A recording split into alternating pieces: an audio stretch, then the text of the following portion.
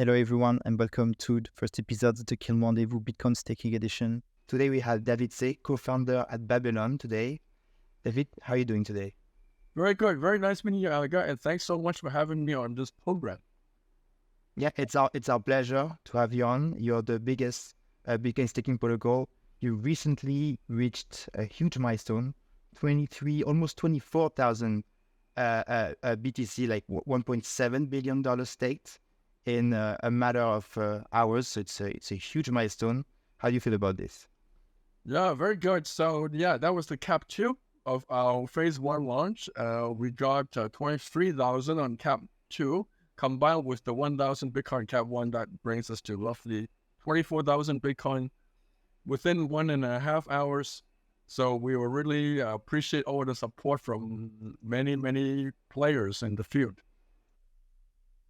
Yeah, super impressive. We'll talk a bit more about cap raises and phases later on, but I want to start this off by talking a bit about yourself. I would love for you to introduce yourself. Tell us a bit like how you started to get interested in the world of blockchain and how you decided to build and start Babylon. Right. Yeah. So I started doing research in the blockchain space about 6 years ago. It was around 2018 timeframe. But I've been a researcher all my career. Early in my career, my research was focused on wireless communication. So a bunch of my technology protocols went into 3G and then 4G and then 5G cellular technology. So that was my research in wireless infrastructure. So I've always been interested in doing research at the foundational level of infrastructure. And as you know, impact of research at a foundational level is highest when the technology is in the early stage of development. So, for example, about 20 years ago, when I started doing research in wireless communication, that was the early days of wireless data. So in some sense, after 15 years of doing research in the wireless space, I was looking for a new direction, a new infrastructure, and I found this idea of Bitcoin, this idea of blockchains, decentralized infrastructure really fascinating.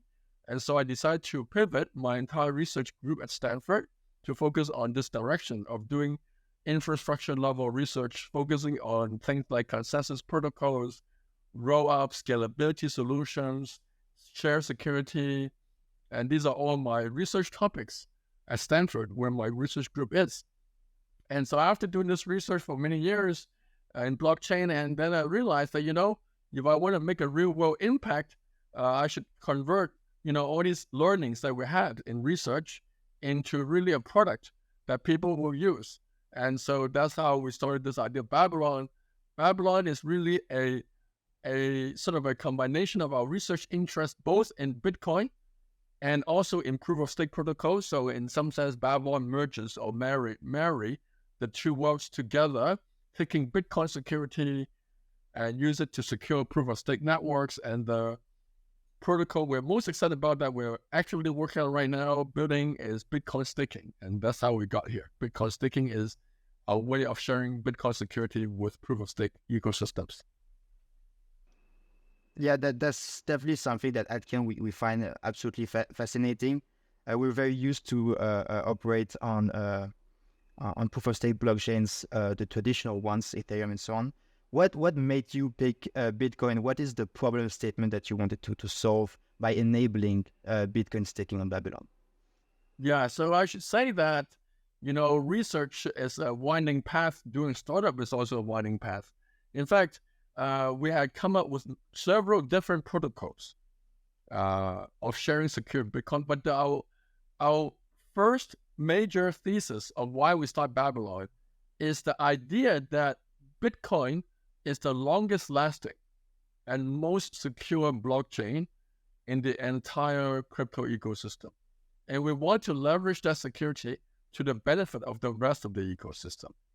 Observing that Bitcoin as a chain, as an asset, has been quite isolated from the rest of the ecosystem. And we want to bring the two closer together. And so we came up with multiple different security sharing protocol. But after a few iterations, I think we came up with a pretty good one, which is Bitcoin staking. So that's sort of the evolution. Got it. I would love to go a bit deeper into like how it works on the technical side, how you make Bitcoin stakeable. I know that one key piece is that on Babylon, Bitcoin is stakeable from the Bitcoin layer 1. So you're not bridging your Bitcoin outside of the layer 1. You're not putting it, it's not an IOU on the Babylon chain. You're staking it from the layer 1. I would love for you to explain how you make the Bitcoin stakeable, and especially like what does it make? How does it impact other networks? How do you rehypothecate the Bitcoin economic security? Yeah, so this idea of Bitcoin staking is in some sense a confluence of multiple different ideas. Okay, so any invention is never created from vacuum. Okay, so this idea of Bitcoin staking is kind of a combination of several ideas. One is this idea of restaking, which is pushed forward by Eigenlayer. This idea that you can take a foreign asset to secure a proof of stake system. I think this idea, we have to give credit to Eigenlayer of pushing this idea. Okay. However, what is interesting is that if you take this idea, you push it to the extreme of this idea. The extreme of this idea is when the foreign asset is the biggest, right? So the idea of borrowing security from a foreign asset is because that foreign asset is bigger than your native asset. Otherwise, what's the point of borrowing? You might as well use your own thing. And so if you carry this idea to the most logical extreme, it's actually Bitcoin staking. Okay? The native asset, the biggest foreign asset is Bitcoin, and the most secure asset is Bitcoin. So that's the thought process. Now, however, once you think about that, the problem with Bitcoin, there's several folds. Okay, one is Bitcoin holders are very security conscious. Okay, so historically we know that Bitcoin holders do not like to bridge the Bitcoin to other chains. Okay, and so vast majority of Bitcoin is on the Bitcoin chain. So how do we do that? Number one. Number two is the fact that on the Bitcoin chain, there's no smart contract.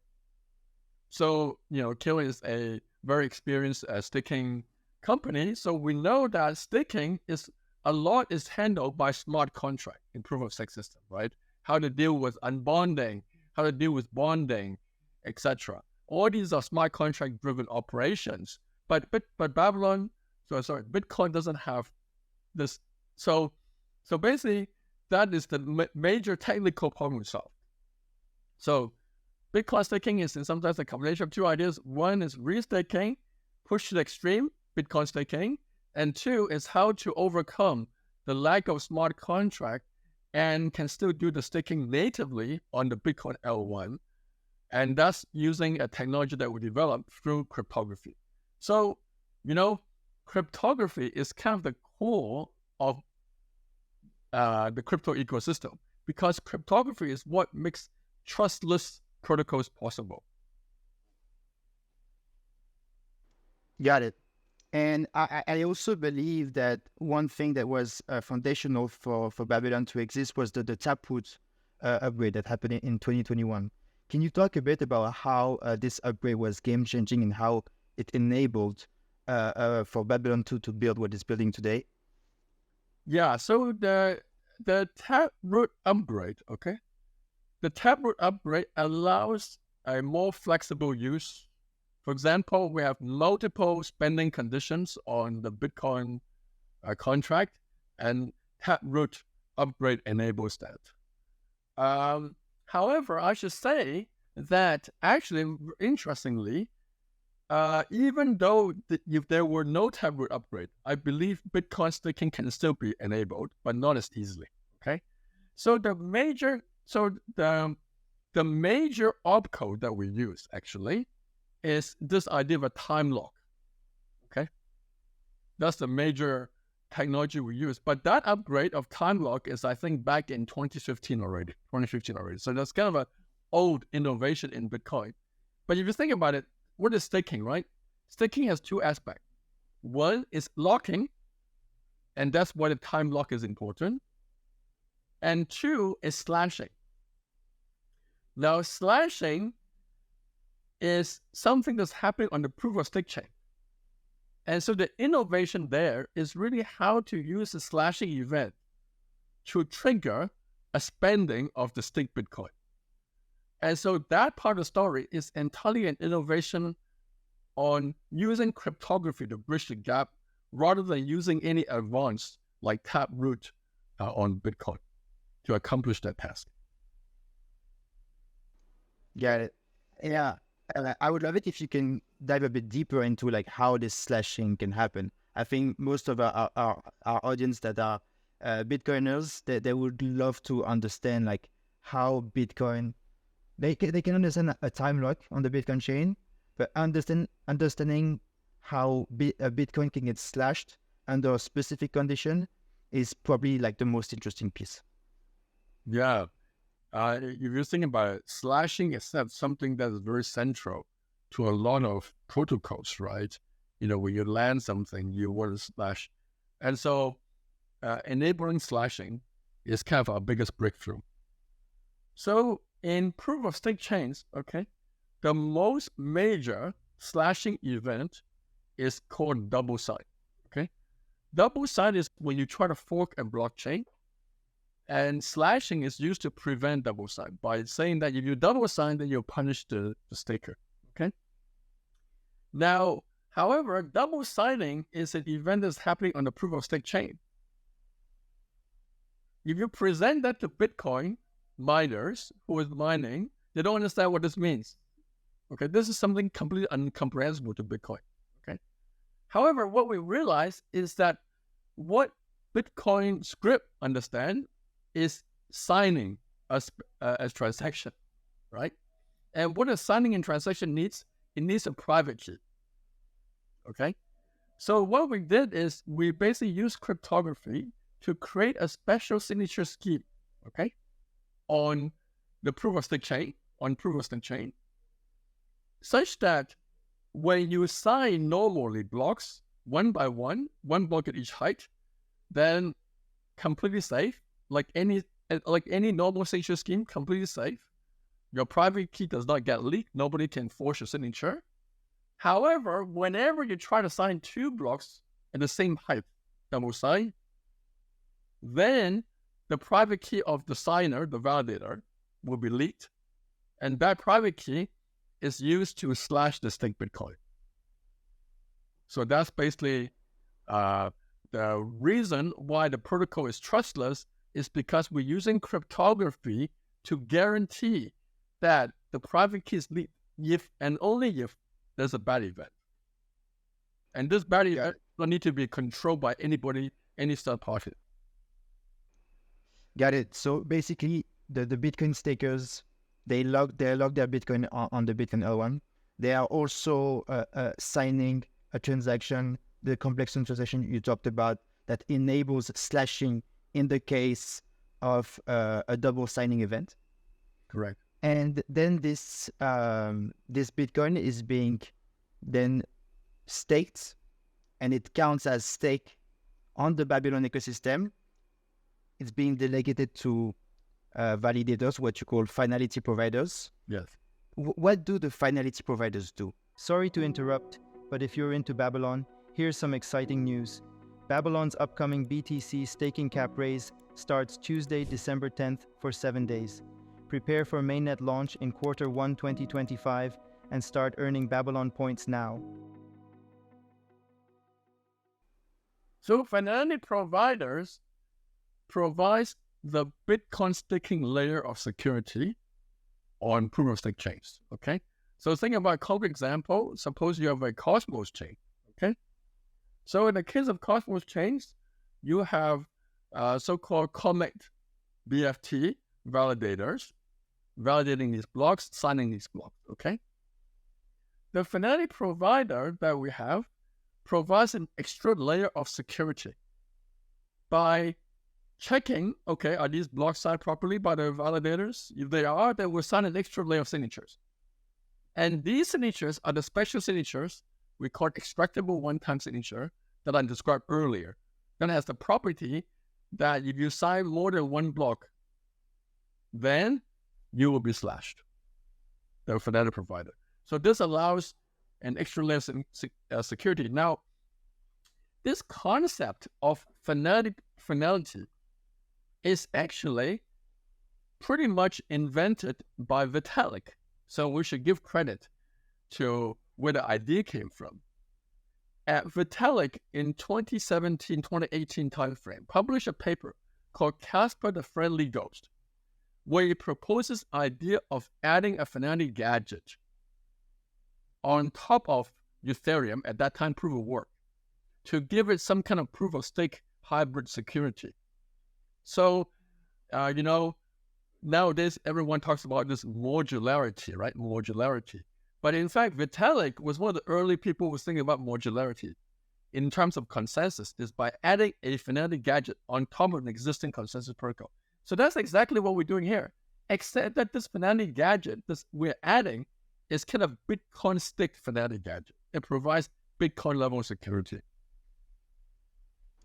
Got it. So these chains, they get access to the most secure Finality possible because it's backed by Bitcoin stake, and if a malicious action happens, if double signing happens, then the Bitcoin will get slashed. But these chains, they also need, I would say, economic security from other pieces of their day-to-day ongoing processes. Like, for example, on other proof-of-stake blockchains, we also see sometimes, especially in the Cosmos ecosystem, we see slash for downtime, and we can even see like sometimes penalties for just bad blocks being published on chain. These consumers of Bitcoin security, these consumer zones, how do they tackle this piece of their blockchain security? Yes. So, and if you look at like Cosmos slashing events, okay, so currently the highest penalty is double signing. Downtime is relatively minor penalty. And the reason is actually explained by Shuram, an eigenlayer, is because downtime slashing is actually not an objective. It's not objective. But double signing is objective. And so therefore, our focus is on objective slashing event. Now for downtime, because it's not objective, and that's why the penalty that proof-of-stake chain put to it is very low, to avoid sort of penalizing a lot bad good guys, okay? So that's the problem. And so the way we solve this problem right now is that we would be slashing for the reward, okay? The reward part. So in other words, if you don't sign, then you don't get reward.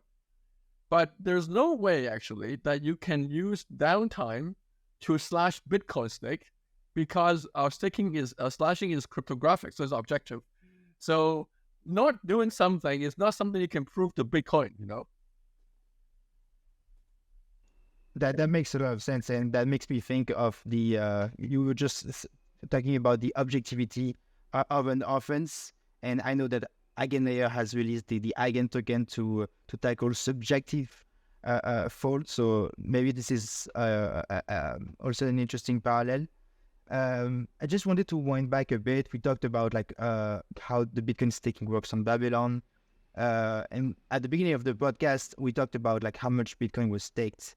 One thing I wanted your opinion on was liquid staking tokens, liquid restaking tokens, liquid restaking protocols, however you want to call them in the context of Babylon.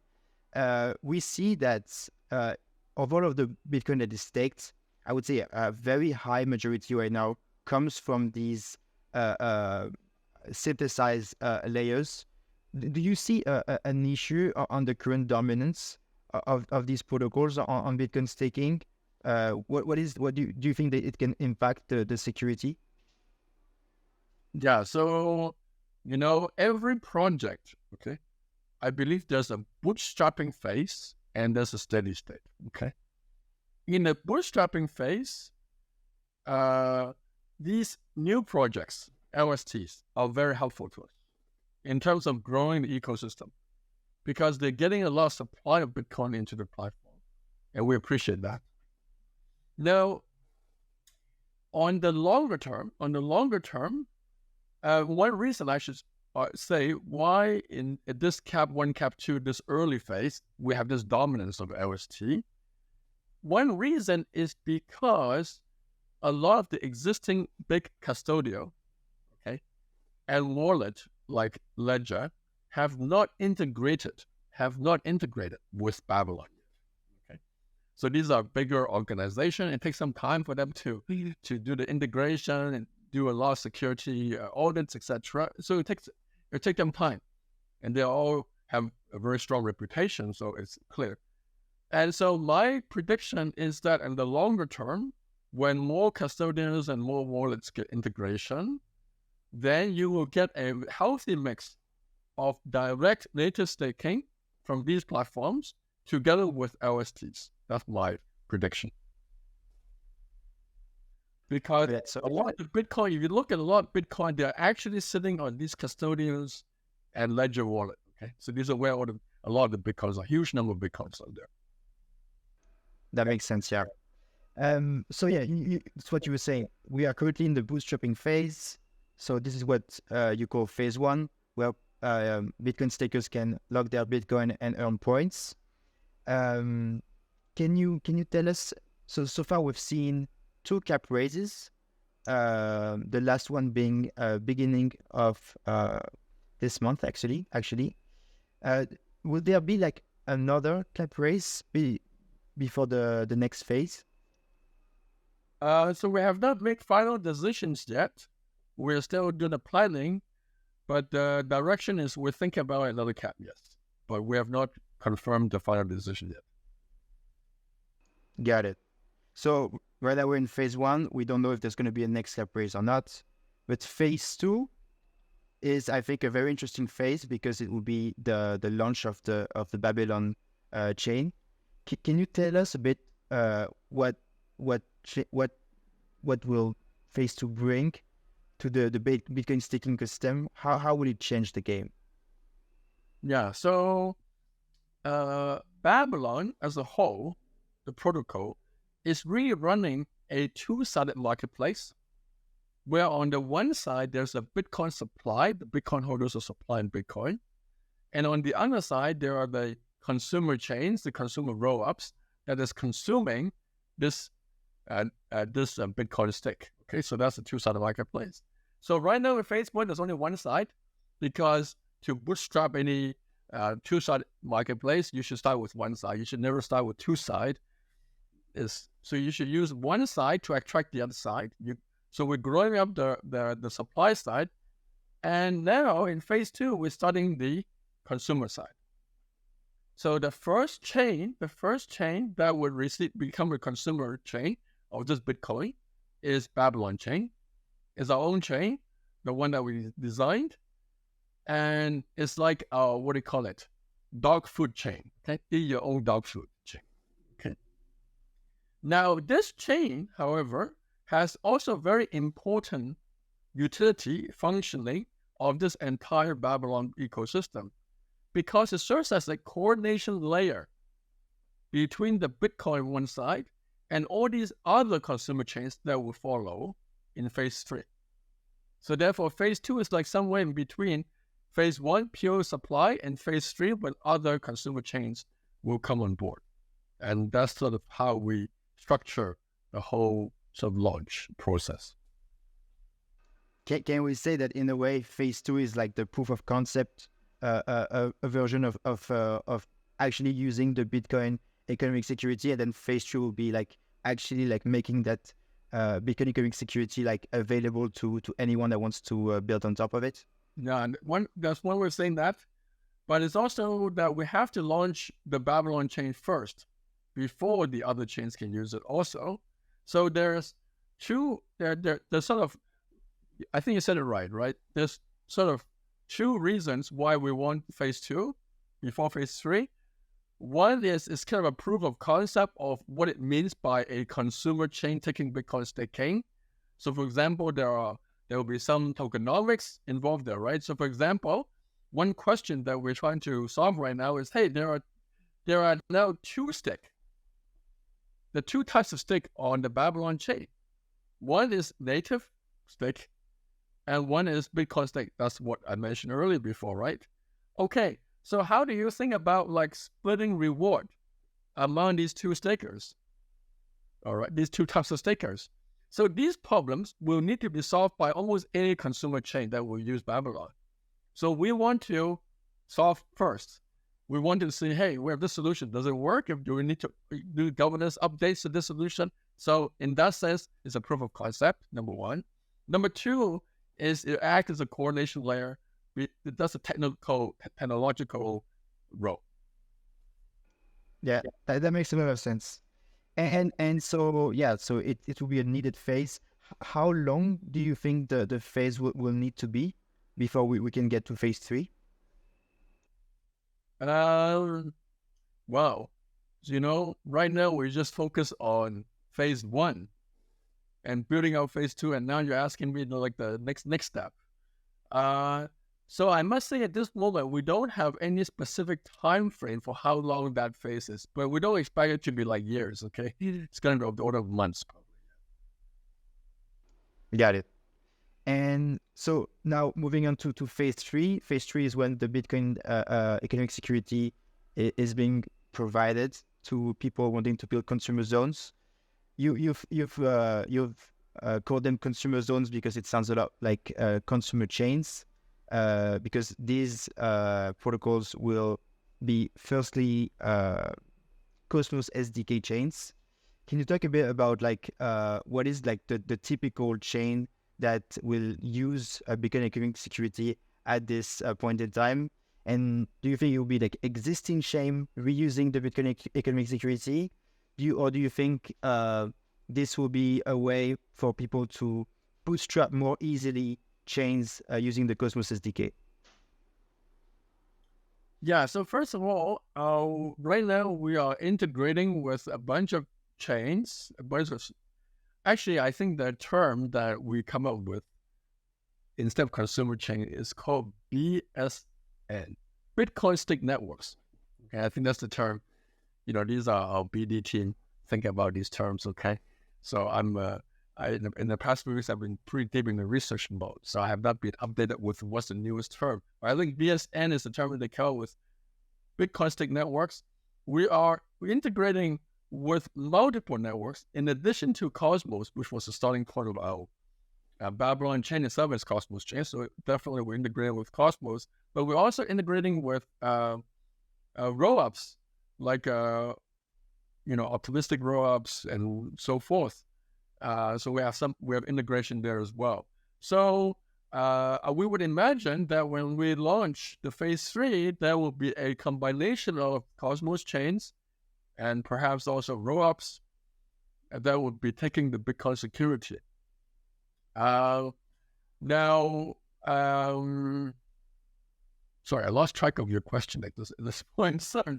Hey, you already answered it. My question was, and it was because I had the supposition that it would be only Cosmos chains at the beginning, and I wanted to ask you if you would see a future where existing Cosmos chains use the Bitcoin economic security, or do you think the Babylon ecosystem would be like a way for people wanting to build protocols using the Cosmos SDK, and Babylon chain facilitating this bootstrap phase with the Bitcoin security? Yeah, I think right now, since we're starting this, right, when we're starting something, of course, there are many existing chains already. So we're talking to a bunch of existing chains. For example, the Cosmos Hub. The Cosmos Hub, we've been working together for a while, and that's an example of existing chain. But we're also talking to new chains, new rollups. So it's a hybrid between the two. I don't think it'll be just exclusively one or the other in the phase 3. Can you talk a bit about like what would be like the decision process to use Babylon? Because using Babylon also means you need to pay a bunch of your rewards to Babylon. So for example, I am a staker on the Cosmos Hub, or if I am a staker on, for example, like Osmosis, and Osmosis wants to use potentially Babylon as security, then the community needs to vote to say, well, I agree to give out, let's say, like 10% of the blockchain revenue to this. What do you think is the pitch of this, the pitch for this existing Cosmos chains to give out a piece of their revenue for the Bitcoin stakers? Okay, so one of the thesis of the project of why consumer chains of BSN or these chains would like to have Bitcoin staking is because Bitcoin is a very big supply of asset compared to the native asset. Number one. Number two is many people are holding Bitcoin anyway. So in other words, they don't have to go and buy Bitcoin to stake on the chain. Whereas for a lot of these native chains, there's a need to buy.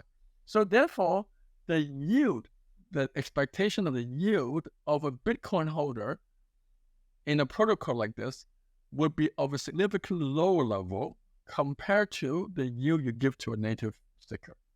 So therefore, overall, you are buying security at a cheaper cost. And so therefore, you can reduce inflation on a native asset, and you can get the same level of security. So that's one of the pitch of why Bitcoin staking on the long run is a good product. Now, there's another dimension here, which is a little bit more amorphous, but something that we're trying to make a little bit more concrete is alignment. Okay, so as you know, Bitcoin is getting a second renaissance at this moment. A lot of people are interested in sort of making better use of Bitcoin. And so there's a lot of projects which are interested in having a stronger alignment to Bitcoin. And getting Bitcoin security is one way of doing that, and it's a very good way of doing that. And so a lot of our effort here is to sort of make this alignment sort of more concrete. What does it mean by alignment, right? Is alignment just, a co-marketing effort, or can it be more concrete? So this is something that we're still working hard on, and I think you should be hearing some announcement on this front in the not so far future about our effort of making this alignment more concrete, beyond just staking, beyond just security. Okay, that's very interesting, and it's even a bit hyping. I'll be sure to look at Twitter for in the next few weeks to look for these announcements. If moving on to my next question, we've talked about phase 3. I initially thought that phase 3 would only be for Cosmos chains. You told me that it would be for much more than this. Will phase 3 be the final stage of the Babylon protocol, or do you also have like longer term roadmap items that you might want to include in the protocol that could potentially make us talk about a phase 4 or phase 5 in a few years?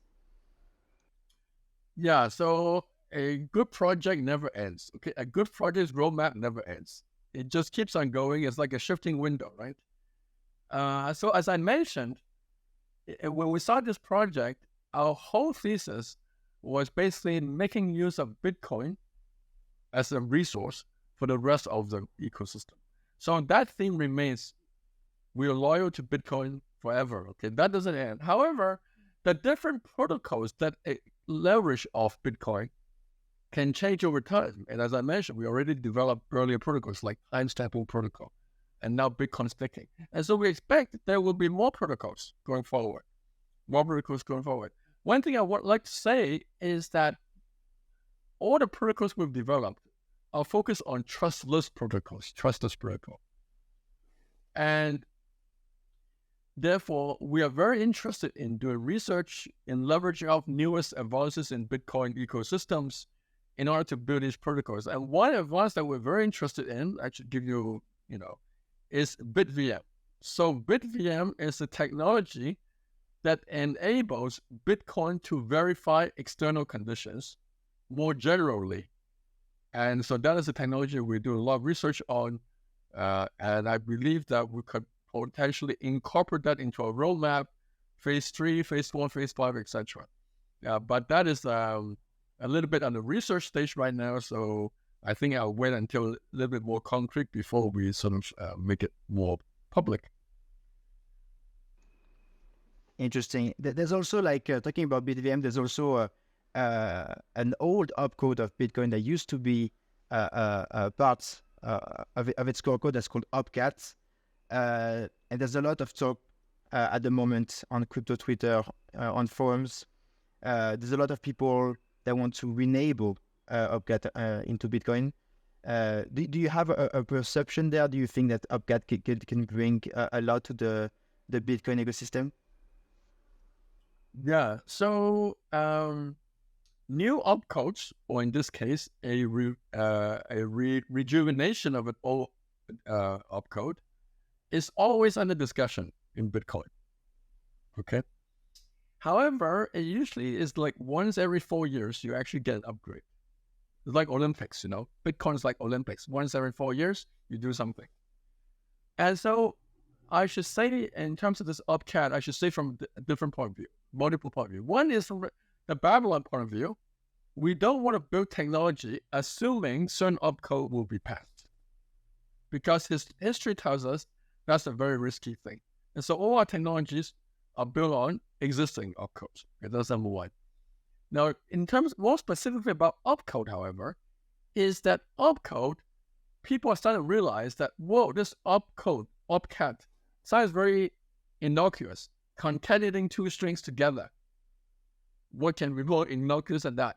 But actually, that one basic function, people are now discovering that you can do many, many things with it. Okay, so for example, you can actually create analogy to ERC20 on Bitcoin. So this is much more powerful than existing like currency, like runes or ordinals, because those are actually not verified by the Bitcoin miners. The analogy ERC20 created using opcode is currencies that you can be verified by the miners. So it's, from a security point of view, it's the same level as Bitcoin itself, the asset, Bitcoin asset itself. So this is very powerful, but it's a double-edged sword, because if something is very powerful, then it also means that once this is passed, you don't know what will happen to the chain. Bitcoin is doing well. It's 72, today is 72K per Bitcoin. Now you have this ability to suddenly introduce many different assets onto the Bitcoin chain at the same level of security as Bitcoin itself. Is this a necessarily good thing? Not completely sure. So I think Opcat is something that is not completely sure whether it's going to pass for sure, or people at some point find out, whoa, this is too powerful. It's like we open this genie, this bottle, and the genie comes out, and now we can't put it back in. Interesting take. I've talked to a lot of people that are a lot more bullish on Opcat, and I understand your worries, and I think they are shared by a big piece of the community. But I also think that there's some reassuring part, that the fact that it's already on the Bitcoin Signet. It's been on other proof of work chains for a while. But you're completely right in saying that if you introduce something so powerful to the Bitcoin chain, sky is the limit. But again, like you were saying, it's like the Olympics. It would probably, people were saying the same thing about Taproot, and then Taproot got integrated. Yeah. Closing in a bit on Bitcoin, and I think the broader picture. How do you see Bitcoin's future? Like, there's a lot of people talking about the potential problem with the security budget. I personally don't share these views. What do you think Bitcoin looks like in 10, 20 years?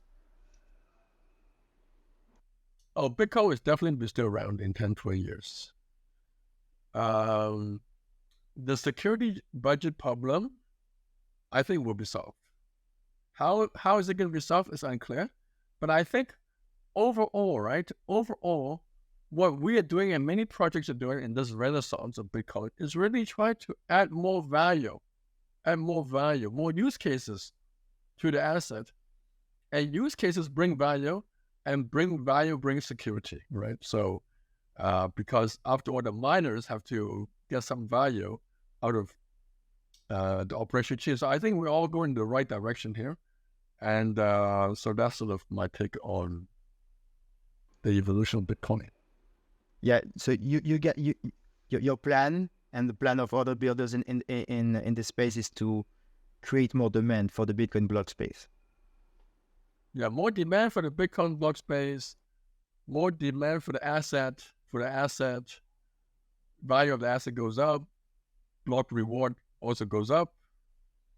Yeah, so multiple dimensions here. And do you think the end game for Bitcoin is to scale modularly? We've seen like a lot of instances of Bitcoin protocols like Lightning Network, like Liquid, trying to build proper layer twos. It seems like none of them have like clearly found like the end all be all solution. What do you think is the future for Bitcoin's modular expansion? Do you think Bitcoin staking plays a role there? Yeah, so in some sense, right, Bitcoin staking is playing the role of scaling Bitcoin. Because what we're saying is that Bitcoin chain itself has very small block space, okay? It's hard to do many things there, and there's no smart contract, and so programming Bitcoin programs is hard. And so what we're saying is that one of the most valuable thing about Bitcoin is the security. And so what we're saying is that we can use Bitcoin security to support other chains. And you can think of all these other chains which get Bitcoin security is in some sense as an L2 to Bitcoin. Whether it's a Cosmos chain, whether it's a roll-up, in some sense they're borrowing security from Bitcoin. And so they became an L2 to Bitcoin. And each of them have their own application. So essentially what we're doing is we're scaling up Bitcoin already through Bitcoin staking. And this scaling will become even more useful when people come up with secure trustless bridging from Bitcoin to these other chains, so that even the asset can be bridged over in addition to security. And I think, to me, the most powerful combination is when the liquidity and the security go hand in hand together. Because after all, if you have no liquidity on the chain, then what's the point of having all this security? Because there's no economy sitting on the chain. On the other hand, if you want a lot of liquidity, then you need a lot of security to protect that liquidity. So I think sort of the longer term vision is when liquidity and security can be sort of aligned, and both in a trustless or trust minimizing fashion to these layer twos, side chains of Bitcoin. And that is a sort of a longer term scaling solution. Yeah, it goes back to the debate on the layer one usage. You need to build the economy to pay for the security. Correct. Exactly. And we're closing in a bit on time. We're coming to our latest question. I want to give you the opportunity to share a bit your socials and to tell the audience where they can learn more about Bitcoin staking, about Babylon, and about what you're doing yourself. Yeah, so Babylon, yes. So website babylonlabs.io, one word, Babylon Labs. You can find out a lot about us. Bitcoin staking, BTC staking.babylonlabs.io is the staking website. You can go there too. My socials, Twitter, you can find me on Twitter. So Twitter, I've been experimenting. I've been tweeting more actively than I tweet before. So yeah, I hope people like it. Just reminiscing my thoughts about research, about technology, about Bitcoin. Yeah, so come to give me some feedback.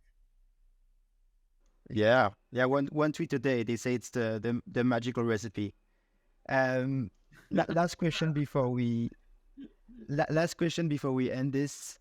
outside of Bitcoin, outside of Bitcoin staking, what is the one topic in Web3, in crypto, that you're most interested in?